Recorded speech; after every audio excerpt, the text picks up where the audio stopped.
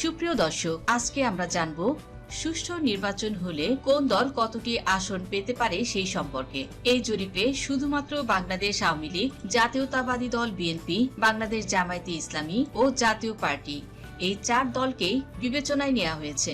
অর্থাৎ শুধুমাত্র এই বৃহৎ 4টি রাজনৈতিক দলকে এই জরিপে অন্তর্ভুক্ত করা হয়েছে এবং কোন জেলায় কোন দল কতটি আসন পেতে পারে সেটি জানাবো আজকের এই ভিডিওটিতে। বাংলাদেশের এই বৃহৎ 4টি রাজনৈতিক দলই ত্রয়োদশ জাতীয় সংসদ নির্বাচনে সবচেয়ে বেশি প্রভাবশালী এবং এই 4টি রাজনৈতিক দলের বাইরেও অনেক ছোট ছোট রাজনৈতিক দল রয়েছে। সেসব রাজনৈতিক দলগুলো জোটের সাথেই মূলত তারা নির্বাচনে অংশগ্রহণ করবে।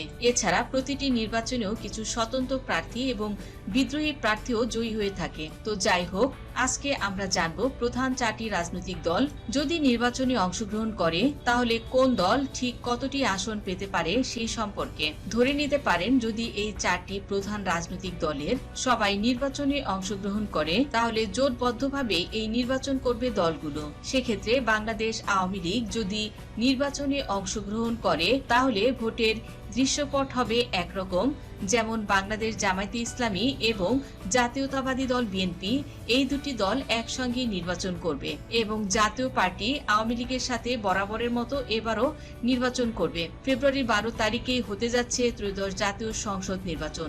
আর ভেতরে ভেতরে আওয়ামী লীগ নির্বাচন করার সকল ধরনের প্রস্তুতিও কিন্তু তারা ইতিমধ্যে নিয়ে ফেলেছে। আওয়ামী লীগ নির্বাচন করলে আওয়ামী লীগ এবং জাতীয় পার্টি একসাথে জোট করেই নির্বাচন করবে। তো সেক্ষেত্রে 300টি সংসদীয় আসনে জোটগতভাবে প্রার্থী দেবে দলগুলো। আর যার কারণে কখনোই সবগুলো আসনে প্রার্থী দিতে পারবে না বিএনপি ও আওয়ামী লীগ। সেক্ষেত্রে 300টি সংসদীয় আসনে জোটগতভাবে প্রার্থী দিবে দলগুলো, যার কারণে কখনোই সবগুলো আসনে প্রার্থী দিতে পারবে না বিএনপি ও আওয়ামী লীগ। কারণ বিএনপি ও আওয়ামী লীগ এই দুই দলকেই তাদের শরিক দলগুলোর জন্য আসন ছেড়ে দিতে হবে।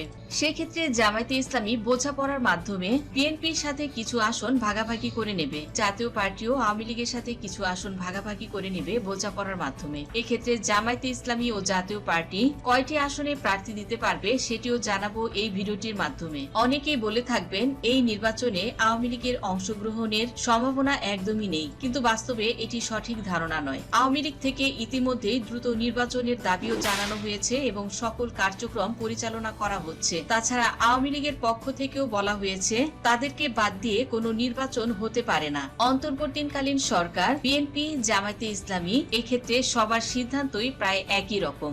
সবাই চায় আওয়ামী লীগ ও জাতীয় পার্টির অংশগ্রহণে একটি প্রতিযোগিতামূলক ও অংশগ্রহণমূলক নির্বাচন হোক। তাই যতই নির্বাচনের তারিখ ঘোষণা করা হোক না কেন, আপনারা নিশ্চিত থাকতে পারেন আগামী নির্বাচনে সকল দলই অংশগ্রহণ করছে। আওয়ামী লীগ যদি নির্বাচনে না আসে সেই নির্বাচনও কিন্তু 2014, 2018 ও 2024 সালের মতোই বিতর্কিত নির্বাচন হবে। আর যার কারণে এই নির্বাচন হলেও সেটি গ্রহণযোগ্য হবে না। আওয়ামী লীগ ও বিএনপি এই দুই দল সংসদে না আসলে প্রকৃত প্রাণবন্ত সংসদ কখনোই হবে না। তাই গণতন্ত্রের স্বার্থে হলেও সব দলকেই নির্বাচনে আসতে হবে। তাহলে চলুন দেখে নেই সুষ্ঠু নির্বাচন হলে কোন দল কতটি আসন পেতে পারে। তো প্রিয় দর্শক, প্রথমে আমরা জানবো জাতীয় পার্টি কতটি আসন পেতে পারে সেই সম্পর্কে। আমরা এটা সবাই জানি যে জাতীয় পার্টির দুর্গ হচ্ছে রংপুর বিভাগ। অর্থাৎ জাতীয় পার্টি সাধারণত রংপুর বিভাগের কয়েকটি জেলাতেই সবচেয়ে বেশি শক্তিশালী এবং এই বিভাগের কিছু জেলা থেকে জাতীয় পার্টির প্রার্থীরা বিজয়ী হয়ে থাকে এবং রংপুর বিভাগকে বলা যায় জাতীয় পার্টির জন্য একটি বড় দুর্গ। অর্থাৎ এখানে বাংলাদেশের মূল যে দুটি রাজনৈতিক দল, বাংলাদেশ আওয়ামী লীগ ও জাতীয়তাবাদী দল বিএনপি, সেই দুটি দলের চেয়েও কিন্তু জাতীয় পার্টির রাজনৈতিক দল হিসেবে খুবই শক্তিশালী এবং এই বিভাগের কিছু আসন রয়েছে বা কিছু জেলা রয়েছে যেসব জেলায় জাতীয় পার্টি ব্যতীত অন্য কোনো দল কখনোই জয়ী হতে পারবে না। তো আমরা এখন দেখে নিই সুষ্ঠু কোনো নির্বাচন হলে জাতীয় পার্টি আসলে কতগুলো আসন পেতে পারে সেই সম্পর্কে। তার আগে বলে নেই জাতীয় পার্টি যেহেতু আওয়ামী লীগের সাথে জোটবদ্ধভাবে নির্বাচন করবে, তাই জোটবদ্ধভাবে যদি জাতীয় পার্টি নির্বাচন করে সেক্ষেত্রে আওয়ামী লীগ আসলে কতগুলো আসন ছেড়ে দেবে জাতীয় পার্টির জন্য। সেক্ষেত্রে বলা যায় রংপুর বিভাগের প্রায় 33টির মতো সংসদীয় আসন রয়েছে। আর এই 33টি আসনের মধ্যে রংপুর বিভাগের মধ্যে 20 থেকে 22টি আসন আওয়ামী লীগ ছেড়ে দেবে জাতীয় পার্টির জন্য। আর তাছাড়া 10 থেকে 11টি আসনে আওয়ামী লীগ নিজেরা প্রার্থী দিতে পারে। তাছাড়া বাংলাদেশে আরো কয়েকটি জেলা রয়েছে যেখানে জাতীয় পার্টির ভালো সমর্থন রয়েছে। তার মধ্যে ফেনী জেলাতেও কিন্তু জাতীয় পার্টির শক্তিশালী অবস্থান রয়েছে। এছাড়া পিরোজপুর জেলাতে, বরিশালে এবং সাতক্ষীরা জেলাতেও, সিলেট জেলাতেও কয়েকটি জেলা রয়েছে যেখানে জাতীয় পার্টির প্রার্থীরা জিতে আসে। তাছাড়া ব্রাহ্মণবাড়িয়া জেলাতেও জাতীয় পার্টির প্রার্থীদের জয়ের রেকর্ড রয়েছে। তাই শুধু রংপুর নয়, আরো কিছু জেলা রয়েছে যেখানে জাতীয় পার্টির জন্য আসন ছেড়ে দিতে পারে আওয়ামী লীগ। 35 থেকে 40টির মতো আসনও কিন্তু এবার ছেড়ে দিতে পারে জাতীয় পার্টিকে আওয়ামী লীগ। এছাড়া রংপুর বিভাগের বাইরেও যদি আওয়ামী লীগ জোটগতভাবে কিছু আসন ছেড়ে দেয়, সেক্ষেত্রেও সেসব আসনেও 4-5টি আসনে জয়ী হতে পারে জাতীয় পার্টি। তো বলা যায় মোট 20 থেকে 25টি আসনে জয়ী হতে পারবে জাতীয় পার্টি। ওইসব আসনের মানুষ এরশাদকে অর্থাৎ হোসেন মোহাম্মদ এরশাদের লাঙ্গল মার্কাকে ভোট দিয়ে থাকে এবং এরশাদকেও তারা খুবই ভালোবেসে থাকেন। আর এ কারণে ওইসব জেলার মানুষ বা ওইসব আসনের মানুষ জাতীয় পার্টি ছাড়া এখনো কিন্তু তারা অন্য কোনো দলকে কখনোই ভোট দেয় না। তো সব মিলিয়ে জাতীয় পার্টি 20 থেকে 25টি আসন জাতীয় পার্টি পাবে। তো এবার আমরা দেখে নিই যে জামায়াতে ইসলামী, বাংলাদেশ জামায়াতে ইসলামী কতগুলো আসন পেতে পারে সেই সম্পর্কে। তো জামায়াতে ইসলামীরও কয়েকটি দুর্গ রয়েছে। জামায়াতে ইসলামী কয়েকটি জেলাতেই ভীষণ জনপ্রিয়। এছাড়া সে সকল আসনগুলোতে জামায়াতে ইসলামীর প্রার্থীরা খুবই ভালো করবে। তো সেটা হচ্ছে খুলনা বিভাগ। খুলনা বিভাগের আমরা যদি দেখি সাতক্ষীরা জেলা, এই সাতক্ষীরা জেলাতে জামায়াতে ইসলামী 2 থেকে 4টি আসন তারা কিন্তু পেতে পারে। আওয়ামী লীগ নির্বাচন করবে এটা যেহেতু নিশ্চিত, তো সেক্ষেত্রে বিএনপি কিন্তু জামায়াতের সঙ্গেই নির্বাচন করবে। তো সেক্ষেত্রে বিএনপি জামায়াতকে প্রায় 35 থেকে 40টি আসন ছেড়ে দিতে তারা বাধ্য। অর্থাৎ জোটগতভাবে তখন জামায়াতে ইসলামীকে জাতীয়তাবাদী দল বিএনপি 35 থেকে 40টি আসন দিতে পারে এবং বাকি 270 বা 260টি আসনে বিএনপি নিজের প্রার্থী দিয়েই নির্বাচন করবে। তো জোটের শরিক হিসেবে জামায়াতে ইসলামীকে যে সিটগুলো ছেড়ে দিবে বিএনপি, সেক্ষেত্রে ধরে নেওয়া যাক 35টি আসন ছেড়ে দিবে বিএনপি জামায়াতে ইসলামীকে। তো সেক্ষেত্রে বলা যায় জামায়াতে ইসলামীও এবার ঐতিহাসিক রেকর্ড করবে। অর্থাৎ আগে জামায়াতে ইসলামী এ পর্যন্ত সর্বোচ্চ মোট আসন পেয়েছিল 18টি এর মতো আসন।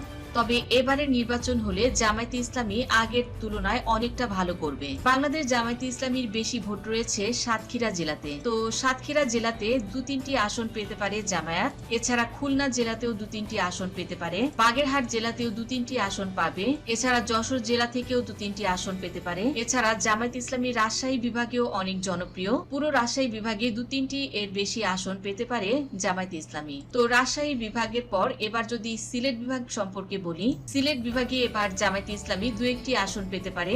এছাড়া লক্ষ্মীপুর জেলাতেও যদি জামায়াতে ইসলামী প্রার্থীদেরকে সুযোগ দেয়া হয়, তাহলে লক্ষ্মীপুর জেলাতেও জামায়াতে ইসলামী কিছুটা আসন পেতে পারে। এছাড়া কক্সবাজার জেলাতেও কয়েকটি আসন পেতে পারে জামায়াতে ইসলামী। এছাড়া চট্টগ্রাম জেলাতেও কয়েকটি আসন পাবে জামায়াত। এছাড়া দিনাজপুর জেলাতেও জামায়াতে ইসলামীর প্রার্থীদের জয়ের সম্ভাবনা রয়েছে। তো এবার যদি জামায়াত বিএনপির সাথে জোটবদ্ধভাবে নির্বাচন করে, সেক্ষেত্রে বিএনপি যদি জামায়াতকে 35 থেকে 40টি আসন ছেড়ে দেয়, সেক্ষেত্রে জামায়াতে ইসলামীর 20 থেকে 22টির মতো আসন পাওয়ার সম্ভাবনা রয়েছে। তো বর্তমানে বাংলাদেশ জাতীয়তাবাদী দল বিএনপি যেহেতু দীর্ঘদিন ধরে বিরোধী দলে ছিল, তাই বিএনপি কিন্তু বাংলাদেশে বর্তমানে সবচেয়ে পপুলার দল হিসেবে পরিচিত। আর যেহেতু দলটি দীর্ঘদিন ক্ষমতার বাইরে ছিল, তো সেক্ষেত্রে বাংলাদেশের কিছু মানুষ চায় বিএনপিকে আরেকবার সুযোগ দিতে। তো বাংলাদেশের বর্তমানে প্রেক্ষাপট কিন্তু আবার পুরোপুরি ভাবে পাল্টে গেছে। বাংলাদেশ আওয়ামী লীগ প্রায় 1.5-2 বছর ধরে তারা ক্ষমতার বাইরে রয়েছে। বাংলাদেশের সভানেত্রী শেখ হাসিনা 5ই আগস্টের পর তিনি কিন্তু নির্বাচনী সকল কার্যক্রম থেকেই বঞ্চিত প্রায়। তো বাংলাদেশ আওয়ামী লীগের প্রতি মানুষের যে ভালোবাসা, সেটা আগের চেয়েও দ্বিগুণ আকারে বৃদ্ধি পেয়েছে। মানুষ চাইছে বাংলাদেশ আওয়ামী লীগ তারা কিন্তু এবার নির্বাচনে অংশগ্রহণ করুক এবং দেশের প্রায় 70% জনগণ তারা কিন্তু জনজরিপগুলোতে দেখা যাচ্ছে তারা বাংলাদেশ আওয়ামী লীগকে আবার পুনরায় নির্বাচনে দেখতে চাচ্ছে এবং রাষ্ট্রীয় ক্ষমতায় বাংলাদেশ আওয়ামী লীগকেই তারা চাইছে। তো সেক্ষেত্রে বাংলাদেশ আওয়ামী লীগ কিন্তু এবার যদি নির্বাচনে অংশগ্রহণ করে, তো বোঝাই যাচ্ছে বাংলাদেশ আওয়ামী লীগের একটা আলাদা ইমেজ তৈরি হবে এবং বেশিরভাগ ভোট কিন্তু আওয়ামী লীগের বক্সে পড়বে। নৌকা মার্কাকে পছন্দ করে নেবে দেশের 70%-এরও বেশি জনগণ। তো এখন আমরা দেখে নিই যে জাতীয়তাবাদী দল বিএনপি কতটি আসন পেতে পারে সেই সম্পর্কে। তো পার্বত্য যে জেলাগুলো রয়েছে সেই জেলাগুলোতে বিএনপি পাশের খুব বেশি সম্ভাবনা নেই। তো সেক্ষেত্রে আওয়ামী লীগের বেশ কিছু জেলা রয়েছে, সেসব জেলাতে শুধুমাত্র আওয়ামী লীগই পাশ করে থাকে। সেসব জেলাগুলোতে বিএনপি কখনোই জিততে পারেনি। তো সেসব জেলাগুলো বাদে সবগুলো জেলাতেই বিএনপির জনপ্রিয়তা মোটামুটি ভাবে ভালো। তো বিএনপি যদি জামায়াতকে 35 থেকে 40টি আসন দিয়ে দেয় এবং 20 দলীয় জোটের অন্যান্য যে শরিক দল রয়েছে তাদেরকে যদি আরো 15টির মতো আসন ছেড়ে দেয়, তাহলে তারা 250টি আসনে প্রার্থী দিতে পারবে।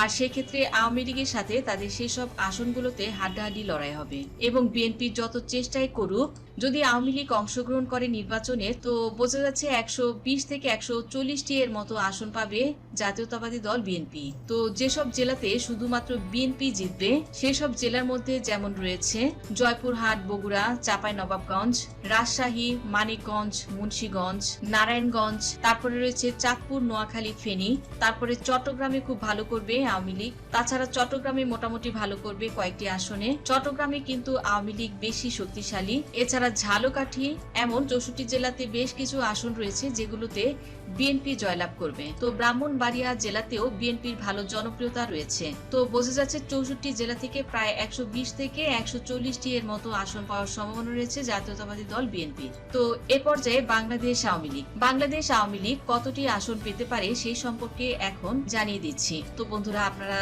সকলেই চান আওয়ামী লীগ যেন এই নির্বাচনে অংশগ্রহণ করতে পারে। তো আওয়ামী লীগের কিন্তু অনেক বেশি জনপ্রিয়তা রয়েছে। তো বাংলাদেশের বর্তমানে যতগুলো দল রয়েছে তার ভিতরে কিন্তু বাংলাদেশ আওয়ামী লীগের জনপ্রিয়তা বর্তমান রাজনৈতিক প্রেক্ষাপটে সবচেয়ে বেশি। তো আওয়ামী লীগ যদি জাতীয় পার্টিকে 35টি আসন ছেড়ে দেয় এবং অন্যান্য জোটকেও যদি আরো 15 থেকে 20টি আসন আওয়ামী লীগ ছেড়ে দেয়, তো ধরে নেওয়া যাক আওয়ামী লীগ 250টির মতো আসনে নির্বাচন করবে। তো সেক্ষেত্রে আওয়ামী লীগের কয়েকটি বিষয় রয়েছে। তো বাংলাদেশের 64 জেলাতে আওয়ামী লীগের জনপ্রিয়তা রয়েছে। এর ভেতরে শুধুমাত্র খুলনা বিভাগ থেকে প্রায় 20টি এর মতো আসন পেতে পারে আওয়ামী লীগ। তো রংপুর বিভাগে যদি জাতীয় পার্টিকে সিট ছেড়ে দেয় আওয়ামী লীগ, তো সেক্ষেত্রে রংপুর বিভাগের 10 থেকে 12টি আসনে আওয়ামী লীগ নির্বাচন করবে। তো এই 10-12টি আসনের ভেতরে আওয়ামী লীগ যদি নির্বাচন করে তবে 7 থেকে 8টি আসনে আওয়ামী লীগ জয় পাবে। খুলনা বিভাগ থেকে আগে বলেছি 15-20টি আসন পাবে এবং ময়মনসিংহ বিভাগ থেকেও প্রায় 20টি এর মতো আসন পাবে বাংলাদেশ আওয়ামী লীগ। তো 3টি জেলা মিলে প্রায় 60টি এর মতো আসন পাবে। এছাড়া ঢাকা বিভাগ থেকেও কিন্তু 40টি এর মতো আসন পাবে আওয়ামী লীগ। এছাড়া চট্টগ্রাম বিভাগেও বেশ কিছু আসন পাবে আওয়ামী লীগ। এছাড়া রাজশাহী বিভাগেও কিন্তু আওয়ামী লীগ ভীষণ জনপ্রিয়। এছাড়া ঢাকা বিভাগের যে দুর্গগুলো রয়েছে যেমন গাজীপুর, কিশোরগঞ্জ, ফরিদপুর, মাদারীপুর, শরীয়তপুর, গোপালগঞ্জ, নড়াইল, বরগুনা, এগুলো কিন্তু আওয়ামী লীগের দুর্গ বলা যায়। এরপর বাগেরহাটের কিছু আসন রয়েছে খুলনা জেলায়, খুলনার কিছু আসন রয়েছে, যশোরের কিছু আসন রয়েছে, সিরাজগঞ্জে এক আসন রয়েছে যেটা নিশ্চিত। এগুলো কিন্তু বলা যায় আওয়ামী লীগেরই দুর্গ। আর এসবগুলো আসন মিলে আওয়ামী লীগ কিন্তু কখনোই 180 থেকে 200টির নিচে কখনোই আসন পাবে না, কেননা বর্তমানে আওয়ামী লীগের যথেষ্ট জনপ্রিয়তা রয়েছে। তো প্রিয় দর্শক, আপনি কি চান এবারে ত্রয়োদশ জাতীয় সংসদ নির্বাচনে আওয়ামী লীগ নির্বাচন করুক? আওয়ামী লীগকে ছাড়া কি কখনো নির্বাচন করা সম্ভব? আপনার মন্তব্য দেখতে চাই। তো দর্শক, ভিডিওটি আপনার কেমন লাগলো অবশ্যই কমেন্টের মাধ্যমে জানাবেন। ধন্যবাদ দর্শক সম্পূর্ণ ভিডিওটি দেখার জন্য।